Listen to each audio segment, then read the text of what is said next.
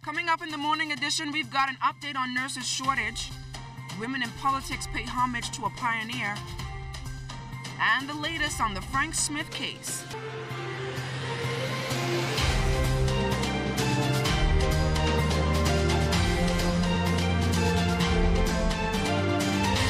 Make today ridiculously amazing. Good morning, everyone. I'm LaDawn Davis, and welcome to the Morning Edition. It's cloudy and cool outside, but let's hear from the expert. Chief Meteorologist Basil Dean is standing by to shape your day weather-wise. Good morning, Basil. Good morning, LaDawn. Yes, we do have an Azedna's tower camera showing you just that, some patchy clouds, and that's going to clear up just a bit, and that's because that frontal boundary is lifting towards the north, but later on today it's going to push back towards the south. All the details coming up later in the newscast, so do stay tuned.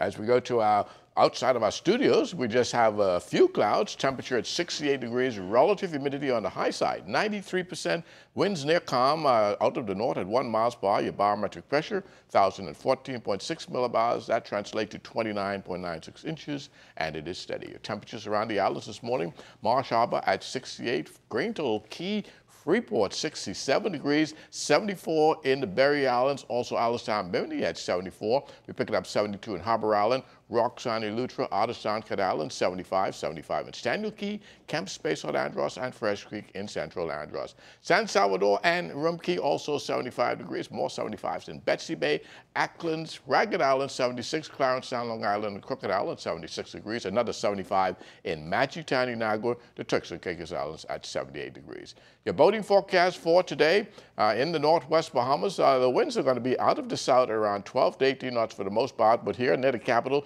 the winds will be light and variable for a time, but later on today, once that front goes through, winds will be picking up at 12 to 18 knots. And in the central and southeastern islands, a southeast flow at 10 to 15, wave heights 2 to 4 feet over the ocean. That's going to do it for your boating forecast. We'll be back with your forecast for today and tonight. Thanks a lot, Basil. And just so you can know what route to take, Jiminy DeSwain is standing by with the drone and our Bahamas First traffic report. The traffic report is sponsored by Bahamas First. First in insurance, today, tomorrow. Good morning, LaDawn, and good morning, Bahamas. I know you're taking a live shot from our drone. We're actually at the intersection just up from Prince Charles Drive and Soldier Road. This has been a busy thoroughfare for much of the morning. Predominantly, much of the traffic is coming out of the east. And, of course, traffic officials have some concerns with this particular intersection. So, of course, joining me now live is Corporal Decory Barr of the Police Traffic Division. Good morning, Corporal Barr. How are you? I'm good, Miss Swan. Good morning to you. Good morning, Bahamas. Now, we were here a few minutes, and one of the things that we noticed is the corner just behind us where we see persons kind of using that as a little cut to beat the traffic. Is that one of the issues or concerns that you guys have been having at the traffic division? Yes, in this particular area, that's a main concern we have. Persons traveling west on Robinson Road from Soldier Road would normally disobey that traffic sign just behind us and make a U-turn to turn north onto that's Nenal Close. There's no issue going through that corner. However, the problem is created when you first disobey the traffic sign and make an illegal U-turn. And that's something that we want to discourage in this area.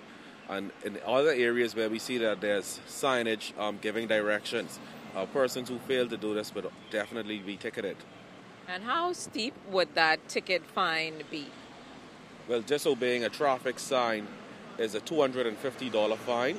Disobeying a traffic sign or a traffic light is a $250 fine. Making an illegal U-turn is a $100 fine.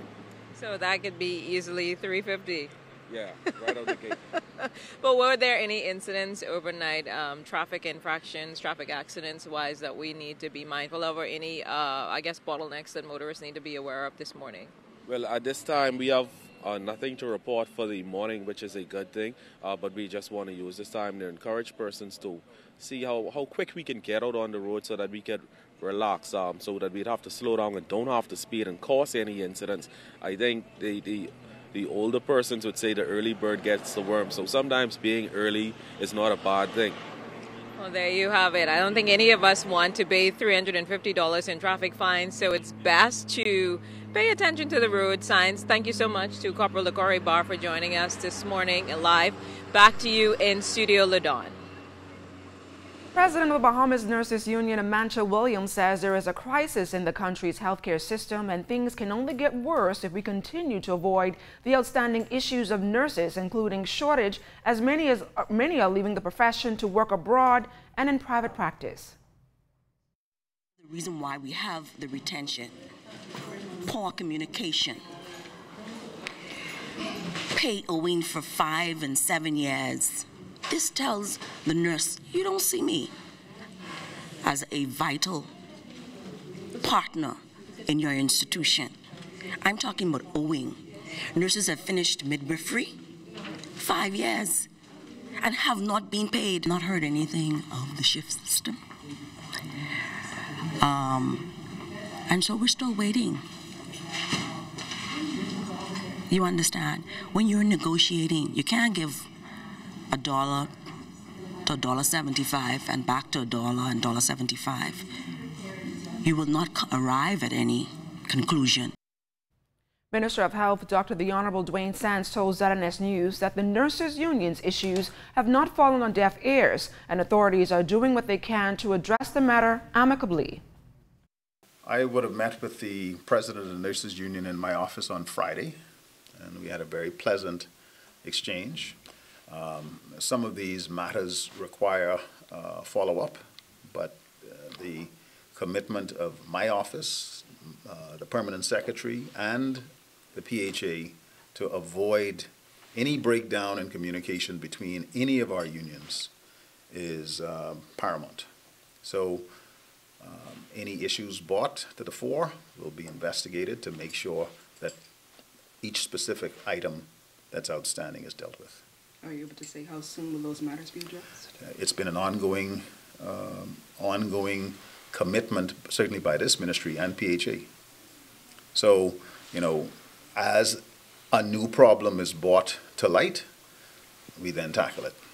If it's Women parliamentarians paid a courtesy call on Dame Janet Boswick Monday at the Ministry of Youth, Sports and Culture. Dame Janet is the first female parliamentarian. She was also in attendance at the first meeting of the Commonwealth Women in Parliament back in 1989 in Zimbabwe. The women parliamentarians chatted with Dame Janet, who was delighted to be a part of the female gathering. Minister of Youth, Sports and Culture, the Honorable Anisha Rolle, counted it a privilege to obtain wisdom nuggets from the female trailblazer.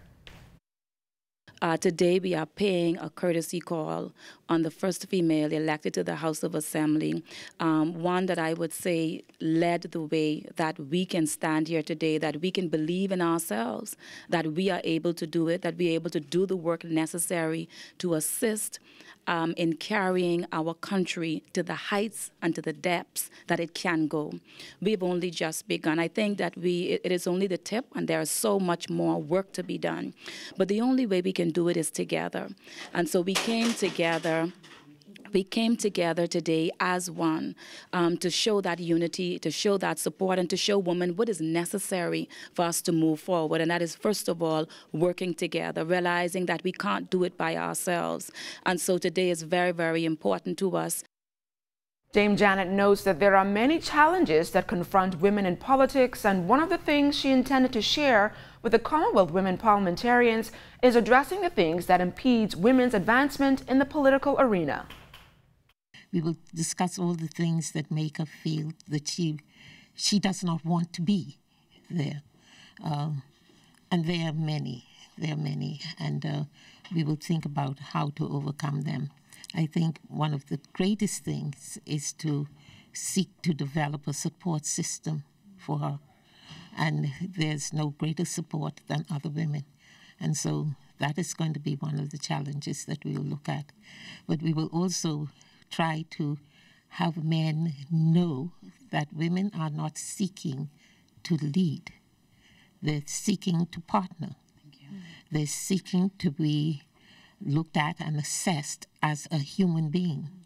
And when decisions are made, that the best person, without regard to gender, is the person promoted or elected or put in that position. Parties involved in the Frank Smith appeal appeared at the High Court on Monday. However, the matter was pushed back to a later date. The Crown is appealing a decision of the lower courts to drop the bribery and extortion case against former Public Hospitals Authority Chairman Frank Smith, following no case submissions in the matter. In her ruling, Chief Justice Joy Ann Ferguson Pratt said there was not a scintilla of evidence to support the fact that there was a meeting between Smith and cleaning company owner Barbara Hanna before the award of a lucrative contract to clean the critical care block at the Princess Margaret Hospital. Meantime, both sides returned to court in May. Police are also investigating a shooting incident that has left another man dead. The incident occurred at Taylor Street in Nassau Village around midnight. Police say a man was at a business establishment when a lone gunman forced his way inside and shot the victim several times above the body. The victim was transported to hospital where he later died. Police are appealing to anyone with any information that could assist in solving this case to contact them at 919-911 or Crime Stoppers at 328-TIPS. And coming up today is World Social Work Day. Let's learn more about that on the other side of the break.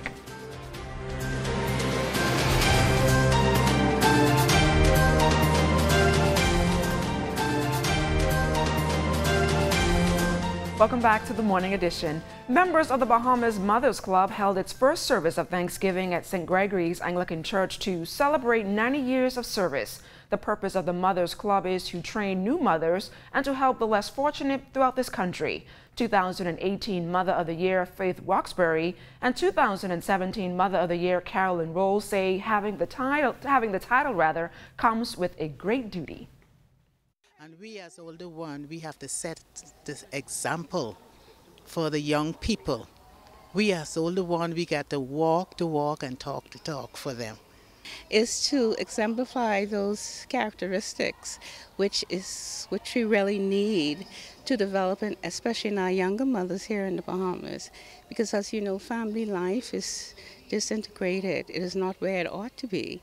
And so I think we need all the help that we can get. The Bahamas Mothers Club President Eurydice Dean said they are planning to take the organization to the next level and left some encouraging words for young mothers. Get some new, younger mothers on stream with us and to take them in, mentor them. So as long as the young mothers just continue putting God first in whatever they say and do, everything else will fall into place. The Information Technology Division of the Royal Bahamas Police Force plays a critical role in effective policing. With the latest in technology, this unit is manned by the computer-savvy officers, many of whom can be described as geeks. Integrity and Assurance Manager Assistant Superintendent Ricardo Adderley said the IT unit provides service continuity for police.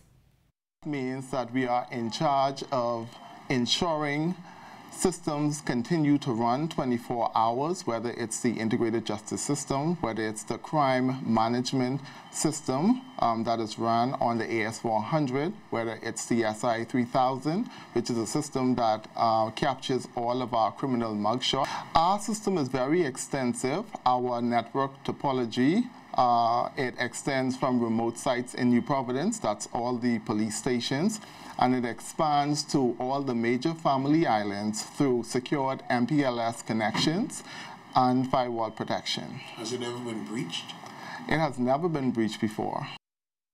Cynthia Roberts Conliffe is one more than a dozen officers in IT's Data Integrity Project. She believes that some of the incidents they must log into the system are not police matters. Some things that really didn't have to come to the police attention.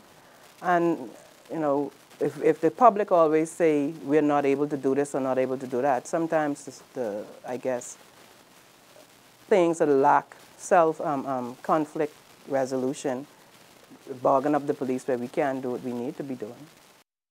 Today is observed as World Social Work Day, and ZNS News was able to catch up and feature a prominent social worker who has not only dedicated 30-plus years of service to the profession, but has also been recognized for her stellar work by her peers. We introduce you to Social Worker of the Year, Cheryl Carroll. She spent the last 32 years as a social worker in various capacities in the Department of Social Services, and this year, 61-year-old Cheryl Carroll was named the Social Worker of the Year. By her peers, Cheryl is described as a consummate professional who would go above and beyond the call of duty to ensure that thousands of people get the assistance they deserve. At the Willie Mae Pratt Center for Girls, you have girls coming in and out over the years that you've been there. In our Child Welfare Division or Child Protection Unit, you have clients where you're dealing with persons who've been abused physically, persons who've been abused sexually, emotionally. You know, you have family dynamics that you're dealing with.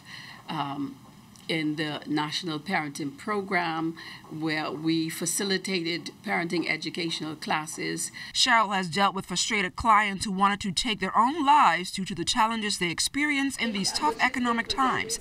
Cheryl's people and giving of her time to counsel others. I feel especially honored that out of so many, I'm one of those that have been chosen. My philosophy is do your best always, and do it as unto the Lord. And so when I come, whether I'm recognized or not, my work is as unto the Lord. And I always say, remember as if you're the person behind the desk. So if I was that person, that client sitting in front of me, how would I want to be treated? So, Tricia, it's going to be a great day for social workers across the country. It's going to be a great day for us here at ZNS because you came to work today just smiling with this good attitude. Yes. And you know that you set the tune in the newsroom. So if you're feeling good, everybody's going to feel good. I wonder what's put this smile on your face. Dennis is asking, Vaughn is asking, Jimmy and Cindy and everybody's asking. I guess you're going to tell us that off-set, I'll tell you later, yes. Okay. So what's coming up in sports? Coming up in sports, our Special Olympics team over there in Abu Dhabi, United Emirates. They kicked around China this morning, and some good news coming out of there. That and more ahead in sports. Smile.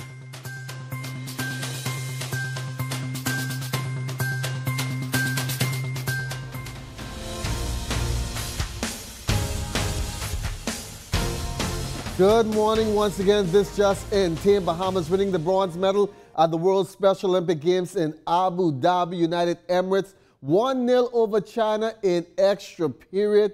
We'll have much more on this coming up later on today. Meantime, the Bahamas Softball Federation getting some good news as well. Our ladies have been selected to play in the 2020 Olympic qualifiers this coming August in Canada. Bahamas Softball Federation President Ted Miller.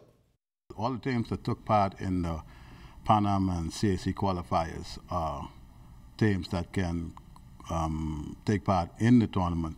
So far, and checking, I've only seen about 6 teams registered so far. So, along with the Bahamas, that's 7 because we registered to go.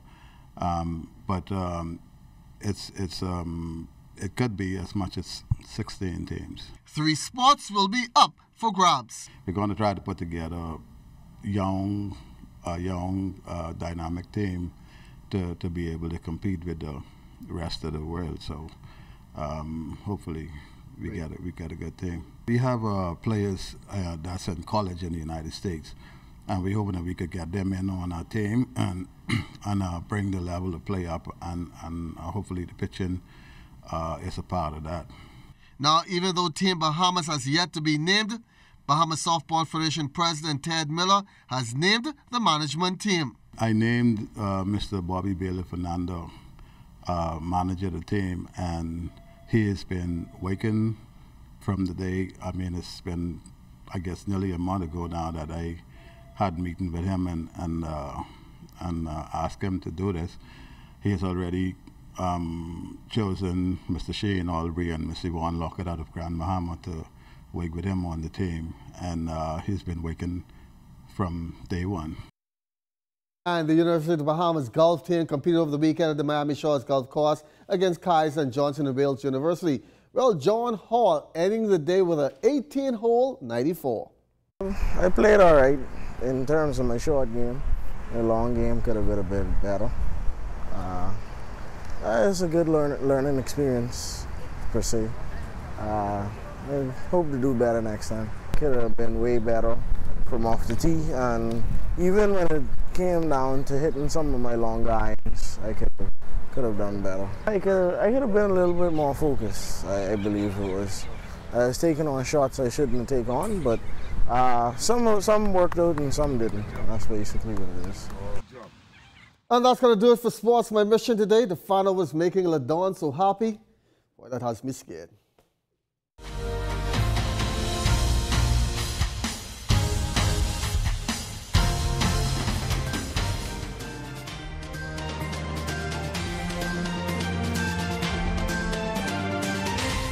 In our final look at what our satellite picture is showing, most of the cloudiness is well to the north of us, but there is a secondary line to the south that will all lift towards the north, and as it does so, it will bring 1 or 2 periods of showers and thunderstorms over parts of the Providence, the Andros area, and as it moves back towards the Grand Bahama area. But later on today, it will start pushing back towards the south. That will be the final push. Behind that, we can expect a nice cool down beginning tomorrow. Our forecast for today, mostly cloudy with some morning and afternoon showers as that front boundary will oscillate north and south. High temperature getting up to 80 degrees today, and tonight we're looking at mostly cloudy again with a few showers. Things will taper off as we get into the morning hours. Low temperature getting down to 68 degrees. And your extended weather forecast, things will dry out quite nicely on Thursday. Lots of sunshine heading into Saturday, but we'll bring back some cloudiness, maybe 1 or 2 showers on Sunday as well. Winds picking up as well, but up until Saturday, you can expect some beautiful weather once we get this frontal system out of the area by Wednesday. LaDawn? Thanks a lot, Basil. That's it for the morning edition today. But just before we go, we would like to wish Dolores Delancey a very special happy birthday today. We hope you live to see many, many more Dolores. Make sure to join us tomorrow at 7 a.m. sharp. For the entire morning edition team, I'm LaDawn Davis. Have a great day, everyone.